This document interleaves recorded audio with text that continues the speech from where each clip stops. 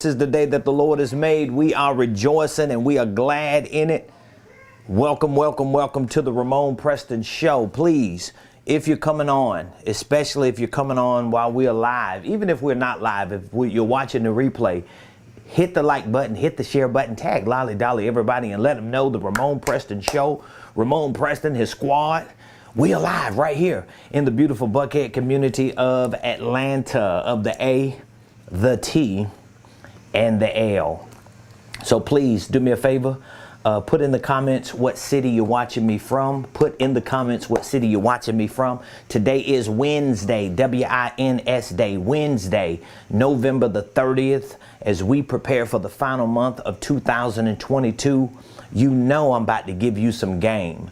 I've been preaching, I've been teaching, I've been crying aloud, I've been at the mountaintop shouting, trying to give you information, strategies, and things that you can use to scale your businesses, ministries, and your income streams. So it doesn't matter where you are, whether you're a W-2 employee, a 1099 contractor, or if you're a legitimate business owner. Today's show is really going to touch on things that I know are happening with most people in the world today.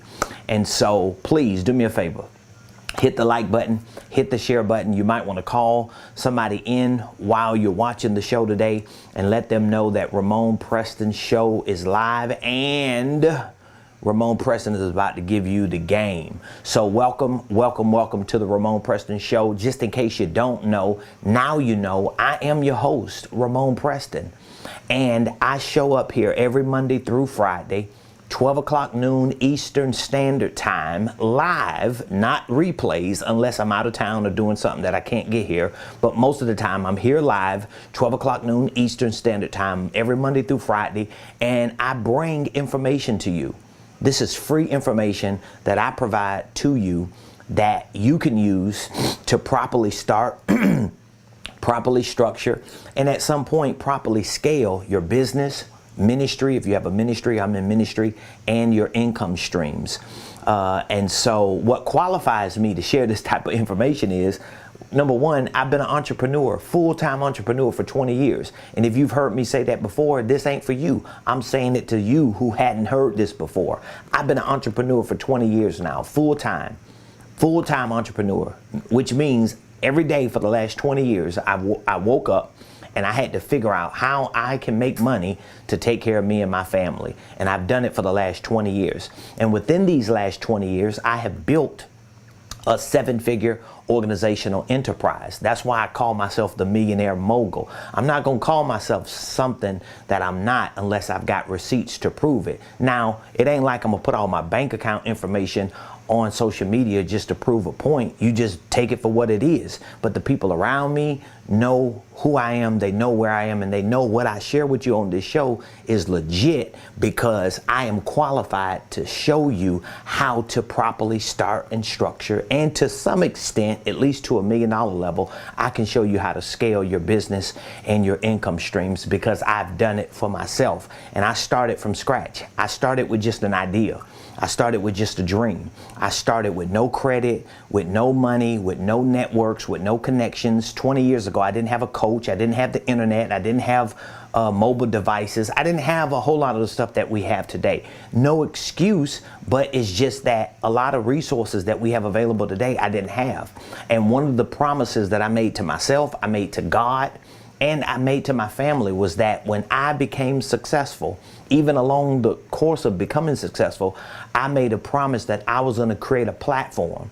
And that platform was going to be a platform to help people in business and in ministry realize their potential and utilize the gifts and the talents and the abilities and skill sets that they have to take care of themselves and their families and to build legacies. And that's what I do every day. I wake up and I run my organization. I have an amazing staff. My wife is a part of our company. My son works for our company. I had my grandbaby in here yesterday with me. I think she wants to work for the company. So we got to work on her, intern her, because she's only 5 years old and she seems to have an amazing, explosive personality like her papa. At least I feel like I'm going to take the credit for that. But nevertheless, what I'm gonna share with you today is really gonna be about how do you survive economic downturns. Now, I don't know if you watch the news. I don't know if you're on the internet or not. I don't know if you listen to podcasts. I don't know if you're in the real world. But at least when it comes to what goes on here in the United States of America, man, we got a lot of things that are happening. We got inflation. We got supply and demand issues. We got goods and services that are continuing to go up in price. We've got interest rates that are hiked.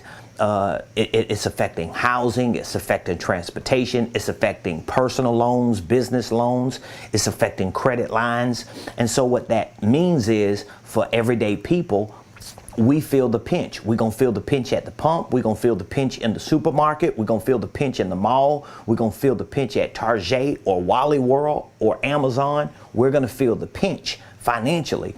And when wages are not going up, when people are not making more money, or when business owners are not really able to scale their businesses financially in order to afford the economic downturns, everybody pretty much goes into survival mode. Can we agree on that? It's like normal. It's natural. It's no different than if you were on a deserted island, right? And it wasn't no food. At a certain point, you're going to get hungry. And what you going to do? You're going to figure out how to eat. It's just the way of the world. You're going to figure out how to eat. If you were in an ocean and you were stranded in the ocean, you're going to dog paddle hoping somebody come pick you up. In other words, survival mode kicks in. And so what I've been seeing just for the last, I'll say 2 or 3 months, at least for the last 2 or 3 months, maybe 2.5 months, I started feeling it more around September. This is just my own personal observation. Around September, I started feeling this eerie feeling. I started getting this itchy suspicion that things were really different for people, especially the people that I was talking to, in terms of like students that are enrolled in my courses, clients who are being mentored by me in my coaching program, clients that my wife and I work with in real estate. We started seeing that, man, something is different. And it looked like people started like contracting. It looked like people started, like backing out and started changing their mindset about what they wanted to do. So I started talking to business owners who was like, yeah, I'm going to put that business aside for a while and I'm going to just wait to 2022, or, I'm going to downsize and I ain't going to rush the process and I'm not going to push it too much and I want to hold on to the little money I got. And all these things that I'm listening to people talk about, I realized that, wow, we are definitely in what may be considered a recession, but for lack of a better way of explaining it, I'm saying we are in somewhat of an economic downturn. So anytime there's an economic downturn, anytime, or let me put it this way, every time in history that there's been an economic downturn, what happens is people start getting into survival mode. People start getting into survival mode. So whether you are a W-2 employee, whether you are a 1099 independent contractor, a network marketer, a professional in some field, whether you are a business owner, even a minister, pastors, preachers, people who are in ministry, or if you have a nonprofit organization, what many people are doing right now is they are responding to the economic downturn. Because what happens in an economic downturn is things turn down. So now people ain't getting pay raises. People ain't getting bonuses. Businesses are not making as much money as they used to make, and they lose in business, and they're having to pivot because people are canceling subscriptions, and people are canceling contracts, and people are backing out of real estate deals, and they're not as aggressive in purchasing certain luxury items. People ain't even really paying a whole lot of money for the necessities. In other words, where they might have bought 2 gallons of milk, they only buy half a gallon of milk. People are making adjustments. So my point in bringing all this up is, what do you do? How do you survive? And what types of strategies can you use? What type of survival strategies can you use when you are experiencing what we call economic downturns? Okay, so for all of you that are watching me today live, here's what I want to say before I get into some of the survival strategies. I want to say this. Listen, there's always going to be economic downturns. We're going to always experience recessions and economic downturns and seasons where things are not as favorable for you as an everyday person or as an entrepreneur. But times like these separate good people from great people. Times like these separate entrepreneurs from entrepreneurs. And if you want to separate yourself from good people and become great, if you want to separate yourself from entrepreneurs, people who want to be entrepreneurs, from real, legitimate, authentic entrepreneurs, you've got to figure out formulas or strategies that get you through these economic downturns. Because again, I'm not the brightest light in the room. I'm not the most seasoned business owner and entrepreneur on the internet, but guess what? I have experienced enough in the last 20 years to tell you a thing or two about how to overcome and how to really survive certain economic downturns. So what would be some survival strategies that I would use? And I like to give you stuff that I've used and that I tend to adopt and adapt to anytime I feel like something is happening. And here's the good thing. You can call my office and talk to any of my staff members, and they're probably going to tell you, like, if you just have a random conversation with them or you ask them random questions, I guarantee they're going to be giving you answers that are like in alignment with what you hear me talk about without me having to coach them through a conversation, okay? Because if you happen to randomly call my office to talk to one of my team members, it's not like I'm coaching them through the conversation. Oh, if somebody asks you this, you say that. If somebody asks you this, you say that. If somebody say this, you say that. If somebody say that, you say this. I ain't doing that. So I'm bringing it up because I want you to understand the same survival strategies I'm giving to you, I'm using myself. I have to wake up every day. And for me, because I've been through so much just within the last 20 years as a full-time entrepreneur, not having a regular job, not having financial security, not having a future retirement or anybody to lean on like a mama or auntie or a rich uncle or a sibling who was well off. I didn't have any of that. And I'm not complaining about that. I might actually be bragging a little bit about it because I'm grateful that I was able to use my personal experience to build a muscle to know how to strategically survive economic downturns. And it's kind of easy for people like me, and it might be the same for you, especially when you started out with nothing. When you start out with nothing and you ain't got nobody helping you, guess what? You automatically live an economic downturn. But a lot of people right now, they checking out. I'm telling you, I just mentioned it yesterday. My wife, she's crushing it right now in real estate. She just left another closing. It's like every day that girl got a closing and she's doing deals, and she ain't just doing like $100,000 and $200,000 deals. She doing like $1 million deals, $2 million deals, $800,000 deals, $500,000 deals, and she just crushing it right now. But we have been through enough in the real estate field to know how to navigate through it strategically and survive what seems to be at times economic downturns. And now a lot of people may say, oh wow, even in real estate, that's a great example for me and my wife. We've been in real estate for 20 years. My wife is a licensed real estate agent. That's how we started. Everything that we do today started with real estate. And a lot of people may say, well, interest rates are high. They're around 6-7% right now. Supposed to be going up some points or percentages this month, next month in December again. But so that would look like, oh, nobody buying real estate no more.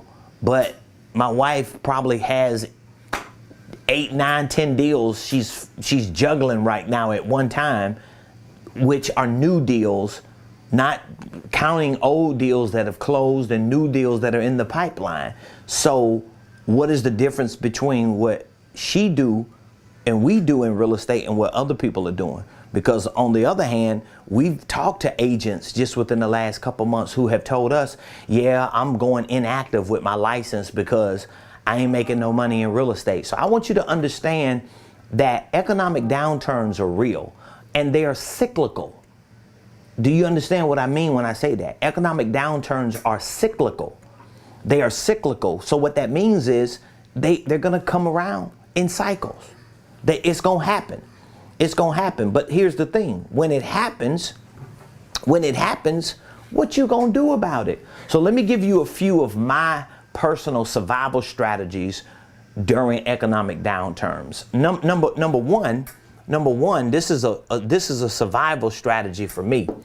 Number one, you gotta, and I'm explaining everything I'm telling you because these are survival strategies, okay? So number one, you gotta keep your head and heart in the game. This is a survival strategy. This is a survival strategy. And again, I'm talking about economic downturns. So I'm talking about things that relate to your business and your finances and your moolah. That's what I'm talking about. All that other stuff we talk about later. So if you having issues with your children, if you struggling in your marriage, or if things just ain't right with your community, you know, you beefing with people, I ain't talking about that. We talking about you getting economically through whatever downturn that you're in. And that's why what I'm saying applies to everybody. What I'm saying applies to everybody. It applies to W-2 employees. What I'm saying, it applies to those of you who are 1099 contractors. It applies to people who are EIN business owners, okay?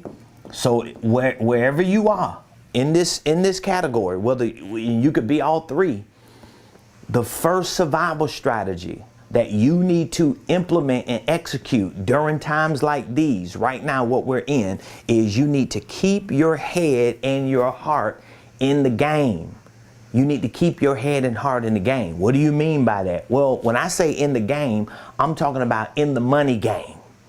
You need to maintain a heightened awareness of how important it is for you to get that bag, for you to have financial security, for you to have some level of financial peace, for you to look at getting money as a way to not only create some stability and security and peace of mind for you and for your family, but to also give you the options to do the things that you want to do and you need to do, not just for you. We ain't talking about like getting a Gucci hat. We're talking about you being able to help other people, serve your community, be a blessing to your church, and give other people an opportunity to get through this. It ain't just about you, but you can't do anything for anyone else if you ain't doing it for yourself.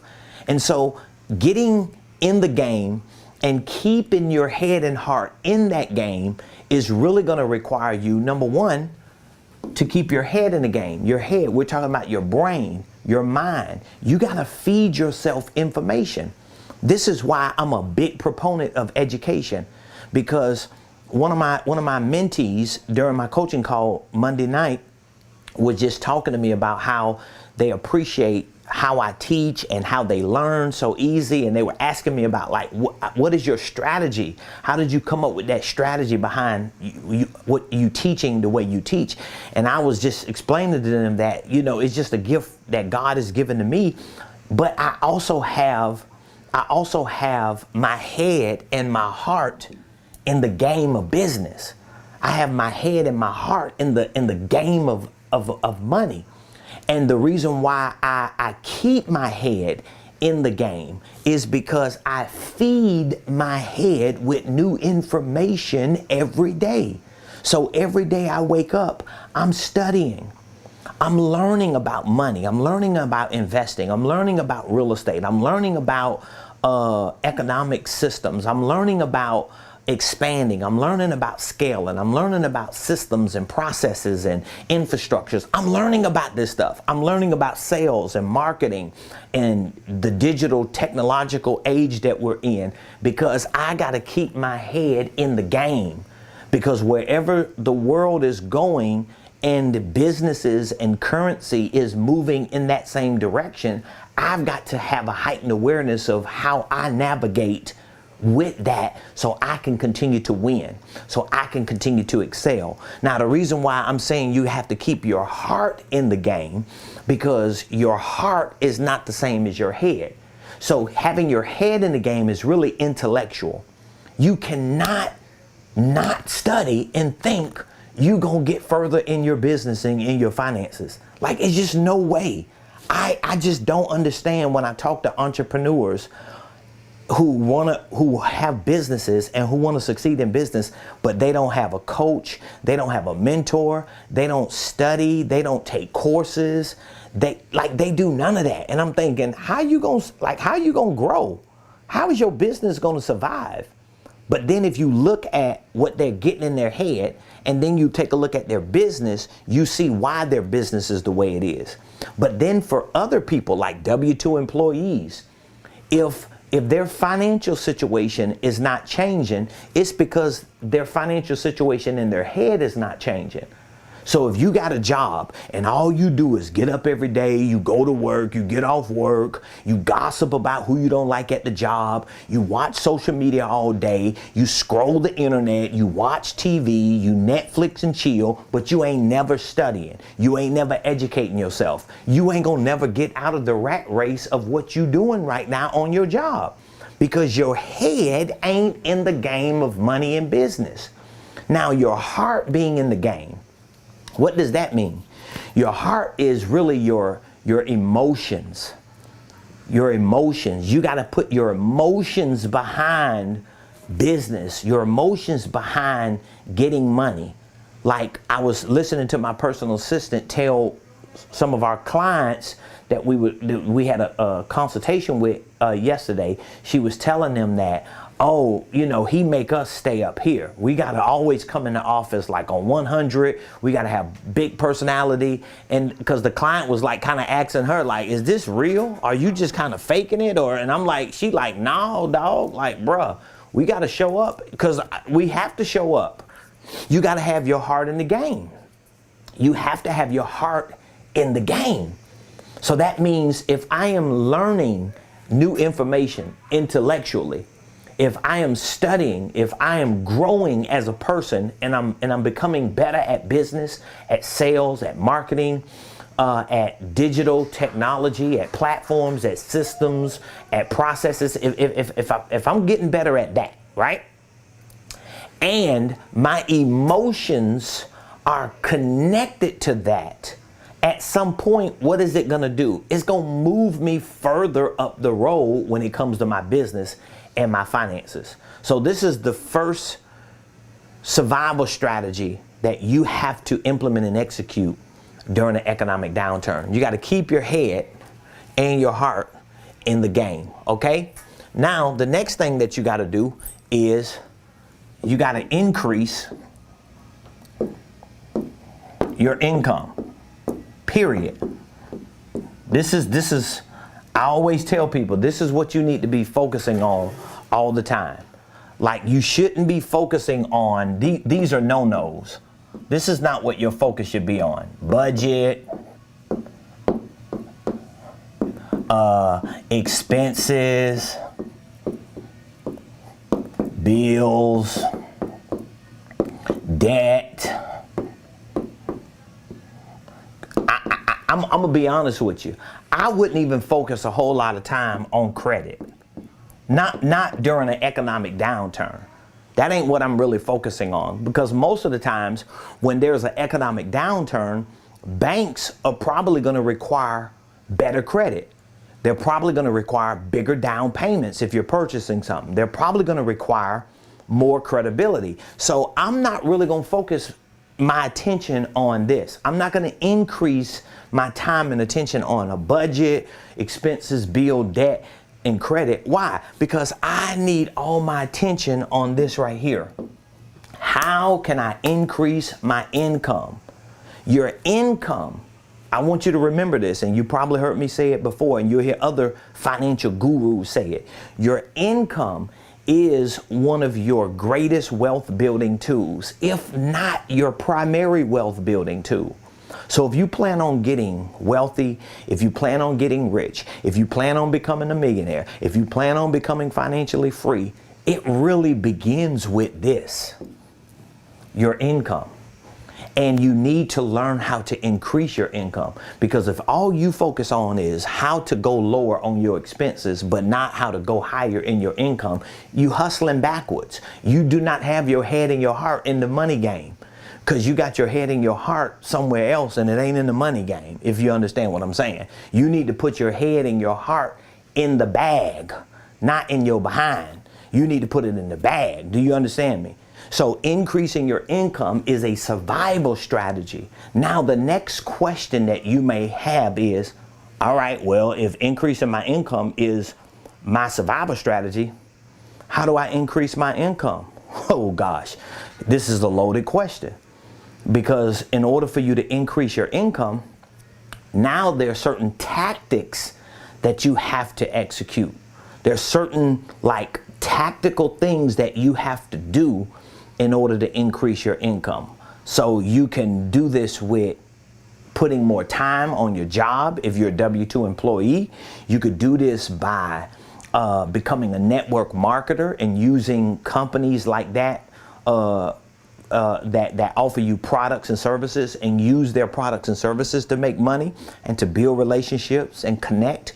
You can find a company that gives you an opportunity to sell products and services, even outside of a network marketing company. Just like for my company, if somebody works for my company, they could be doing something different. Like everybody who works in my company, everybody who works for Ramonepreston Enterprises can make a commission if they make a sale outside of doing what their regular job is. Okay, so that's a way to increase income. So basically what I'm doing, like my mentor does it, and I know a lot of other people who do it too. But what I'm doing here in my company is I'm giving employees an opportunity to have a side hustle within their company. Do you get what I'm saying? So if you work in a company as a W-2 employee, you need to figure out, is there a side hustle in that company so you ain't spreading yourself thin? Okay? Now, if you run your own company, now you need to figure out ways to increase your income. Well, of course, you got to sell more products and services. How are you going to sell more products and services? You got to market yourself. You got to promote. You got to be on social media more. You got to share more valuable content. You got to make more offers. You have to play around with different products, services, and packages and prices until you find that sweet spot. And this ain't rocket science. It's you experimenting and being willing to show up every day and figure it out. That's what everybody else is doing. And if you have products and services that you can't increase your income with, you need to tweak them. You need to fix them. You need to correct them, or you need to pivot away from them. Some of you entrepreneurs that got products and services and you ain't sold nothing in 8 months, you should either fix it, tweak it, correct it, or get away from it. Pivot into something else. Don't be married. I talk to so many entrepreneurs who are so stuck on the name of their business. They stuck on the logo that they came up with. They stuck on the domain name. They stuck on the color scheme and the design. And I'm like, when you gonna get stuck on income? When you gonna realize that you are not in business to give a fashion statement about how your color scheme is? You ain't getting business to flex and to flaunt a certain logo, or to flex and to flaunt a certain name or a catchy acronym that you use. Who cares about that stuff if it ain't making no doggone money?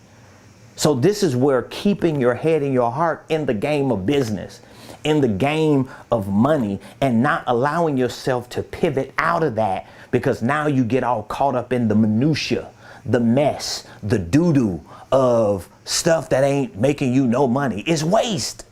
Do you understand what I'm saying? So this is the second survival strategy. Increase your income. Increase your income. You need to say that to yourself. Increase my income. Increase my income. That's what I need to be doing. Why do I need to increase my income? Because my income is my primary wealth building tool. Okay? So everything like hangs on the hinges of my income. Now, when you start increasing your income, even before you start increasing your income, but especially when you start increasing your income, don't jump to budget. Like, don't jump to budget. Don't jump to expenses. Don't jump to bills. Don't jump to debt. Don't jump to credit.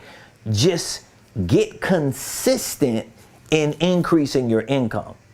All right. This is where my 40% rule that I stole from my mentor, and I read it in a couple other books. But this is where having a general rule for your income plays a big role, because what happens is when you start increasing your income, here's the next survival strategy. Here's the next survival. I'm gonna simplify it with just 2 words. Okay. Delay gratification. This is a survival strategy. Delay gratification.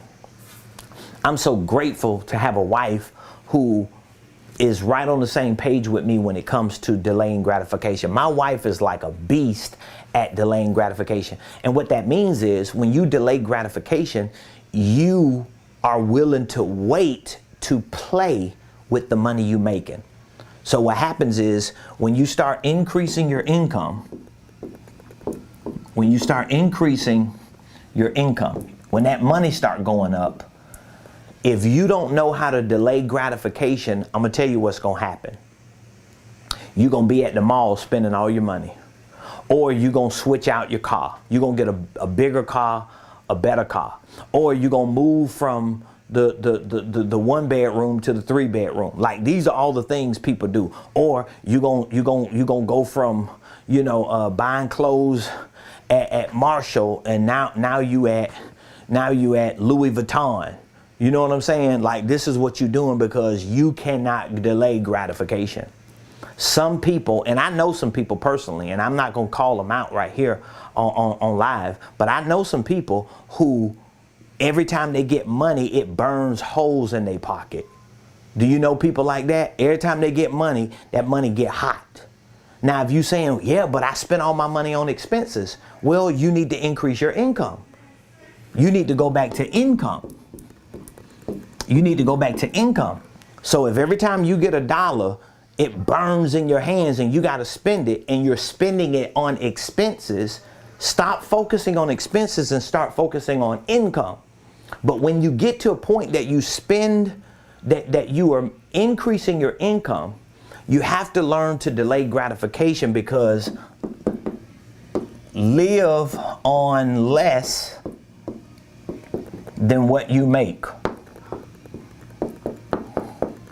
This should be a goal, a general rule, but more importantly, this needs to be a survival strategy. Live on less than what you make. All right? I want you to say that to yourself. I must live on less than what I make. I must live on less than what I make. I must live on less than what I make.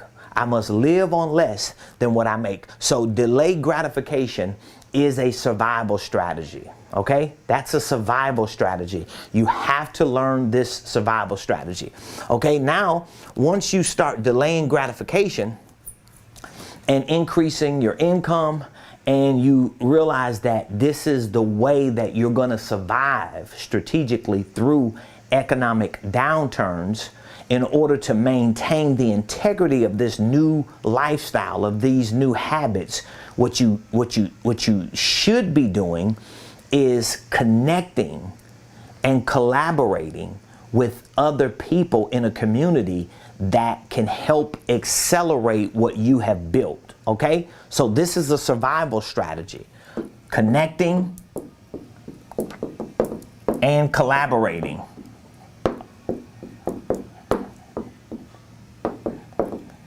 So when I say connecting, what am I talking about? Well, I'm not just talking about you connecting with a coach or a mentor, even though that should be a part of your survival strategy, but I'm also talking about connecting to people who think like you think. You got to connect to people who moving like you moving. Like, how do you think if you want to move forward and you want to succeed, but everybody you talk to on a day-to-day basis, or most of the people you talk to, or some of the people you talk to, are disconnecting you from your future? Because that's what people are doing.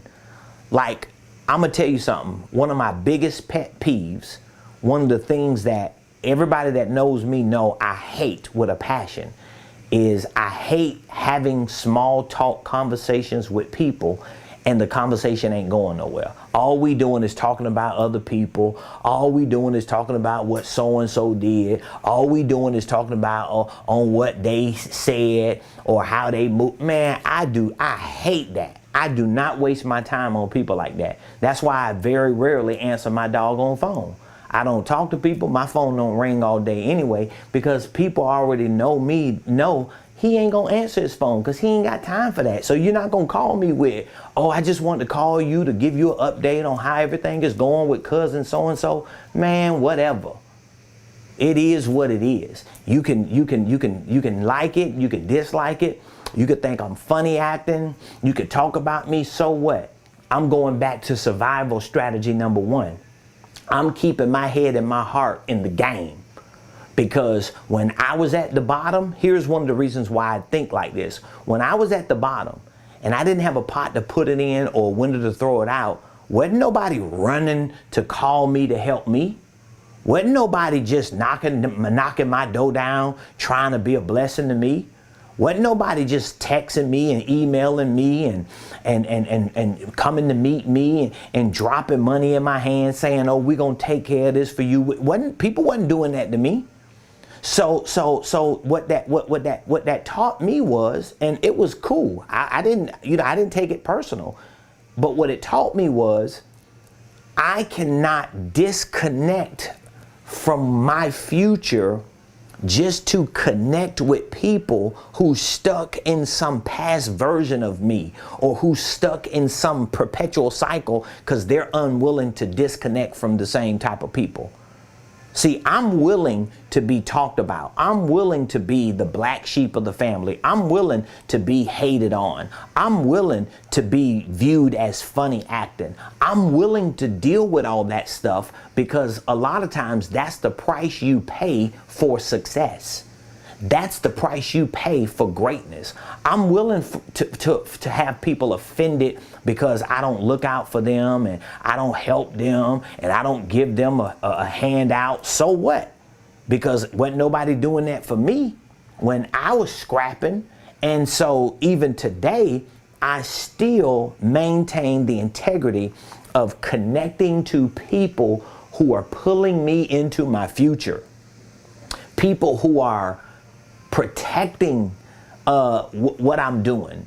So whether it's employees, whether it's colleagues, whether it's associates, whether it's mentors, no matter who it is or where it is, I'm not going to be connecting myself to any person, any place, and anything that's going to disconnect me from my future. So this is a survival tactic. And I'm going to make it real easy for some of you right now. A lot of the people you dealing with in this season, you really just need to let go and cut off and disconnect from, at least temporarily, until you get some momentum in your business and in your finances. Like, if you broke and everybody you dealing with is broke, why you keep dealing with broke people? Why aren't you just willing to have the guts to say, even though I'm no better than them, but I'm never going to get better than where I am if I don't get with people who are further ahead. And here's the thing. You're not going to connect with people who are further ahead of you and successful and you're still connected to unsuccessful people who don't want to be successful. I'm telling you, it's not gonna happen. See, I had to learn that lesson. I had to learn that lesson because there was a time in my life I wanted to make everybody happy. I'm not gonna say I wanted to please people because I really didn't feel like I wanted to please people. I just respected the game, of relationships and being in ministry and being a church person and being a Christian and being nice. And so I always wanted everybody to feel love and feel comfortable, and I didn't want to offend nobody and just make anybody feel any ill will against me as a preacher and as a man of God. But what I realized was it was affecting my business. It was affecting my financial life. It was affecting my success. Because in order for me to make people feel comfortable, I had to make myself feel uncomfortable about what I was comfortable pursuing.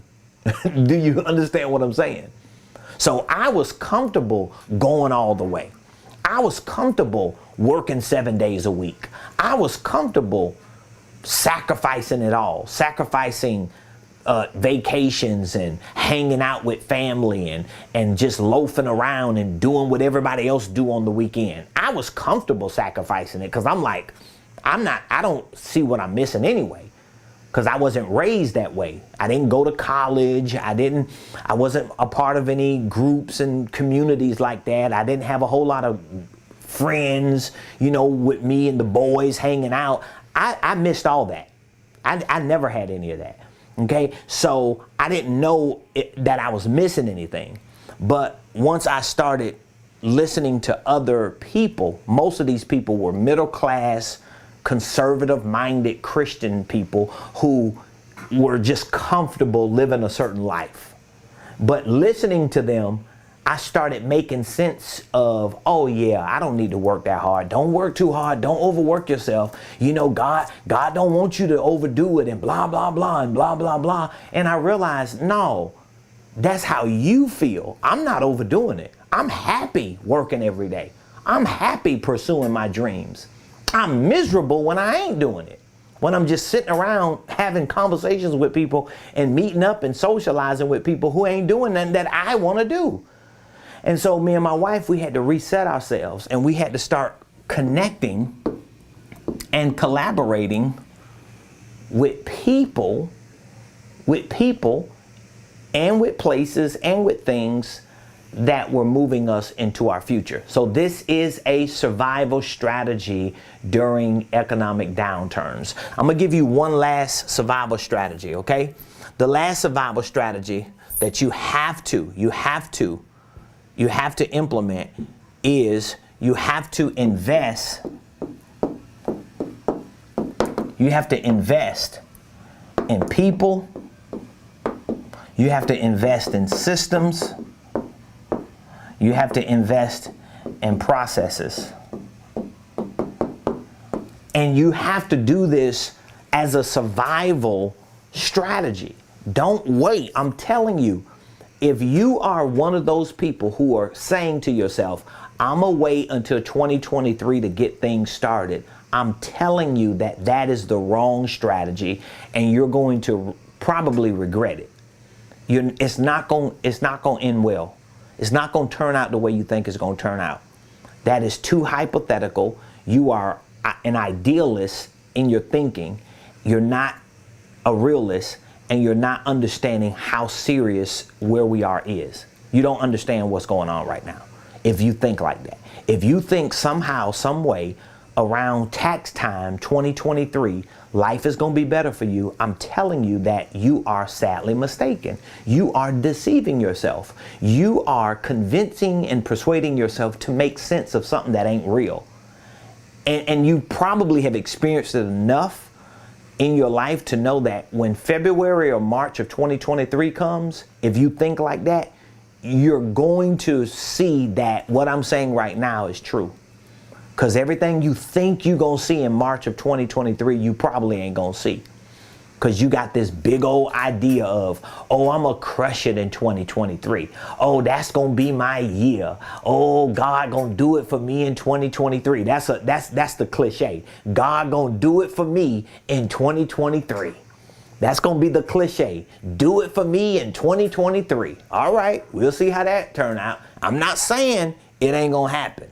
I'm not saying it can't happen. But what I'm saying to you is don't put this unnecessary pressure on heaven. You don't throw God under the bus. Okay, don't do that now. Don't be well God he gonna bless me in 23. God ain't gotta have nothing to do with that. This is your decision that you making to wait to 2023. Okay? Or it's gonna be for me and my foe in 2024. I'm gonna be alive in 2025. No, you ain't. Because if you ain't willing to invest today in the right people, if you're not willing to invest today in the right systems, and even if you are a W-2 employee, this still applies to you. It especially applies to you because you're probably stuck in a perpetual cycle that ain't changing. And you're probably just complaining about how much money you ain't making and how much money you can't afford to spend and how many problems you got. And in order for you to get out of it, you've got to learn to think like an investor even when you're working like a laborer. You got to figure that part out. And here's a survival strategy. So I'm going to do a favor for you today. I'm going to do a big favor for you today, okay? So if you want this big favor, here's what I want you to do. I want you to go to Ramonepreston.com. This is a favor I'm doing for you. Ramonepreston.com/event. Okay, I want you to go there. Go to Ramonepreston.com/event. And when you go there, I want you to RSVP to join me to be my guest this Saturday, December the 3rd. Today is Wednesday, Thursday, Friday, Saturday. 3 days from today, from 12 p.m. noon Eastern to 2 p.m. I'm going to take 2 hours and I'm going to give a free web class on holding companies, creative tax strategies. I'm going to be talking about business systems. I'm going to be showing you sophisticated ways that people who are successful millionaires, multimillionaires, billionaires use on a day-to-day basis. You do not have to be a business or financial expert to learn these things. You do not need the most sophisticated people in your life to learn these things. You do not need credit or funding or working capital or the right connections to learn these things. And guess what? You don't need none of the above to use these things. All you need is the willingness and the wantingness to change your personal, your professional, and your financial situation. If you don't want to change the way your situation is right now financially, if you don't want to change the way your business is running, if you don't want to change the way your professional life is going, then can't nobody help you anyway. But if you want it and you're willing to put work in and time in to change it, I'm giving you a free event this Saturday. It's a live event, 2 hours. And I'm just taking 2 hours to help you. One of the reasons why I'm hosting this web class is because I have so many people in my community, students, clients, and people who ain't students and clients. Of course, we have a lot of people who don't support my business financially, meaning that they never buy any product from me. They never join any program that I have. They never use any of our services, and that's cool. But I still want to share with my community strategies that have helped me become a millionaire mogul, strategies that have helped me go from hood figure to seven figures, strategies that I have been able to use and formalize, not formalize, but formalize like a formula. I've been able to formalize and strategically execute them on a daily basis over long periods of time. I've been doing it for 20 years, but they have worked for me and they still work for me. And the integrity of them is sustainable, because if they were not sustainable, I wouldn't be sitting before you.